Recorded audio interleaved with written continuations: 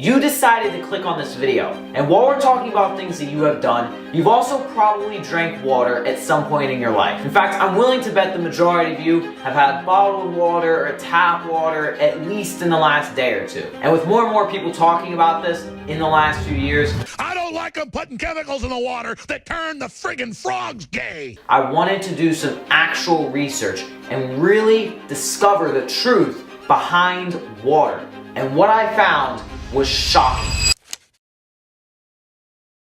So growing up, the majority of people were told that you should drink 8 glasses of water a day and that it's good for you and all of this stuff. And most people, when they hear water, they just think about tap water, right? So when I initially started doing my research, I was just looking at tap water because that's where the majority of water that people consume and drink comes from. Now, the first thing that I came across in my research is something that everybody, including myself, seems to be talking about, and this is the fluoride levels in tap water. Basically, fluoride is a chemical compound that is made up from a bunch of different types of salts, and then it is considered a mineral. The reason it is in tap water is primarily for bone and dental health, primarily because it prevents tooth decay. But what they don't tell you as well, and what I found as I was doing my research, was that there have been numerous studies done on the effects that fluoride has on cognitive function. And what some of them have concluded is that when you are young, and by young I mean under the age of 25, if there are high fluoride levels in water,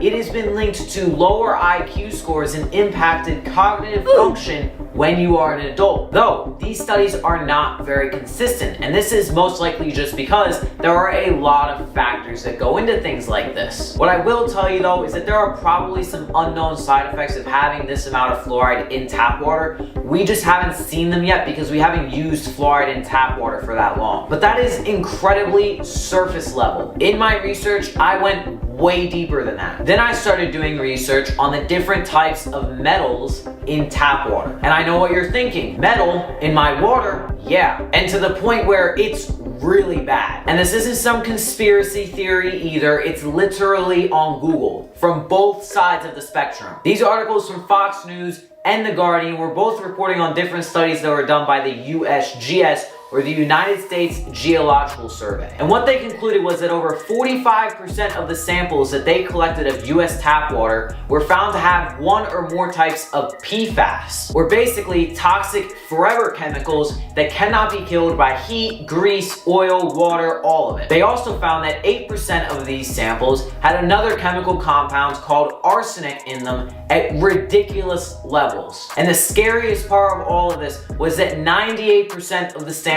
of US tap water had at least traces of lead in it. So then you're wondering, okay, what does that mean? Well, this is the scary part. Epidemiological studies have shown that there is a very clear link between PFAS and a variety of very, very bad health effects, including, but of course not limited to, liver disease,